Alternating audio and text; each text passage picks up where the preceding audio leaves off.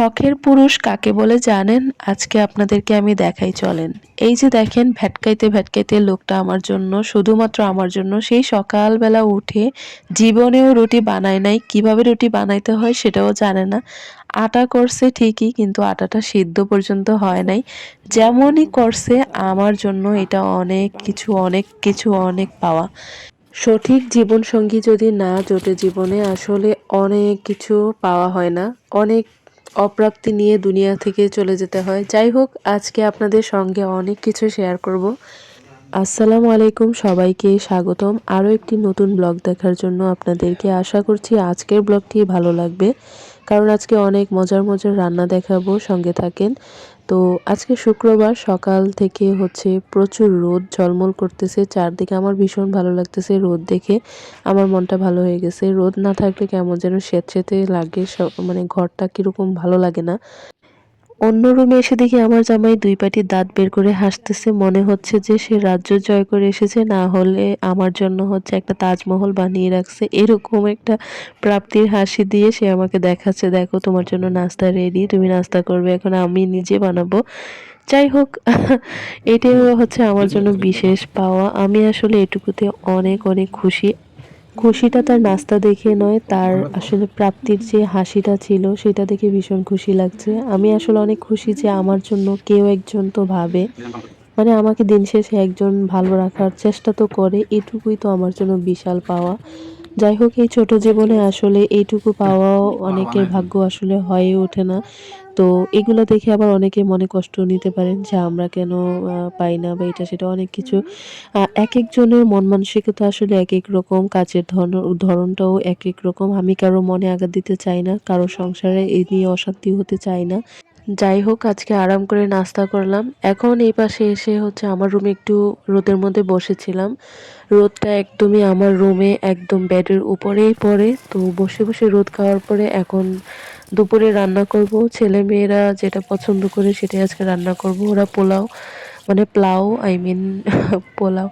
তো প্লাউটা রান্না করব, আর এখানে হাঁস মুরগি দুইটাই রান্না করব, দুইটাই ভিজিয়ে রাখছি। হাঁসের মাংস আমরা দুইজন খাবো, জামাইবু দুইজন খাবো, আর বাকি সবাই হচ্ছে চিকেনটা খাবে। তো বাচ্চারা তো দেশি হাঁস, এটা অনেক হাড়গোড় থাকবে, এটা খেতে পারবে না, তাই হচ্ছে ওদের জন্য চিকেন রান্না করা। আর আমার শাশুড়িও হাঁস খায় না, তো এখন হচ্ছে চিকেন রান্না করব ওদের জন্য। তো এক পাশে হচ্ছে আমি হাঁসটা মেখে এখানে আমি বসিয়ে দিছি। প্রতি শুক্রবারে আমি চাই সকালবেলা নাস্তাটা একটু স্পেশালভাবে করার জন্য, কিন্তু আজকে আমি যদিও সাধারণ কিছুই খেয়েছি, কিন্তু আমার কাছে ফিল হচ্ছিল অনেক অসাধারণ। যাই হোক, ফিলিংসটাই আসল। তো এখন হচ্ছে রান্নাটা শুরু করে দিয়েছি। এক পাশে পোলাও আর এক পাশে হাঁস, এটা এখন বসিয়ে দিয়ে হচ্ছে আমি বাদবাকি কাজ করব।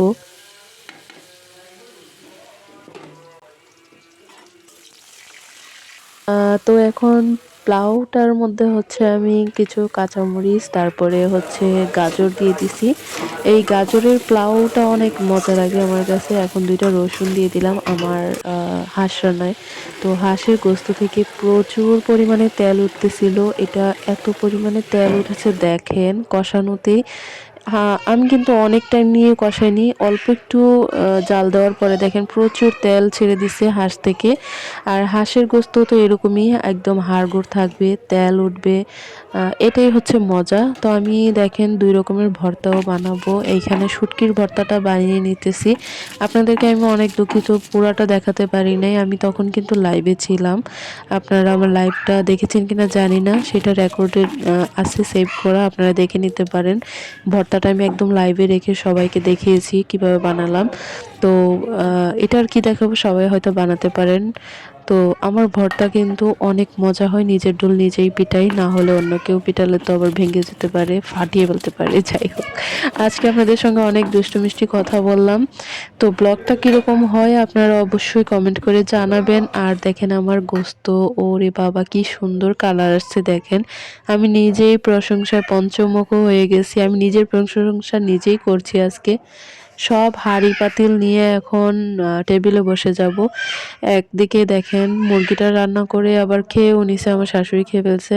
এখন আমরা হচ্ছে সবাই বসবো, ২ রকমের ভর্তা, সঙ্গে বেগুন ভাজা, মুরগি, তারপরে হাঁসের গোস্ত, তারপরে সালাদ। এই যে সালাদটাও কেটে নিয়েছি। এরকম চিকন করে সালাদ কেটে খুবই ভালো লাগে খেতে। এখন আমরা সবাই মিলে একসঙ্গে খাবো আর এনজয় করব।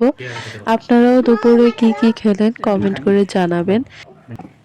সবাই যেহেতু বাসার সঙ্গে থাকি, তো যাই খাই না কেন এটা আমাদের জন্য স্পেশাল। বাসার সবাই প্রত্যেকটা মেম্বার একসঙ্গে খেতে বসা, একসঙ্গে গল্প করা, থাকা, মানে অন্যরকম একটা কোয়ালিটির টাইম স্পেন্ড করা খুবই ভালো লাগে ব্যাপারগুলা। যখন চাকরিজীবী মানুষ যখন একদিন সময় পায় সপ্তাহে, সাপ্তাহিক ছুটি থাকে, খুবই ভালো লাগে। তো যাই হোক, আজকে আপনাদের ব্লগটি কেমন লাগলো অবশ্যই জানাবেন। আমিও খেতে বসে পড়েছি। খাবারগুলা প্রত্যেকটাই খুবই স্বাদ হয়েছিল। বিশেষ করে আমার হাঁস রান্নাটা আজকে খুবই স্পেশাল হয়েছে। আমার জামাই বারবার বলতেছিল এটা খুবই মজা হয়েছে, কালা ভুনা হয়ে গেছে একদম, খুবই মজা হয়েছিল। আজকের ব্লগটি এখানে শেষ করছি। সবাই ভালো থাকেন। নেক্সট ইনশাল্লাহ আবার দেখা হয়ে যাবে। ততক্ষণ পর্যন্ত সবাই সুস্থ থাকেন আর আমার জন্য অনেক দোয়া করেন। আল্লাহ হাফিজ।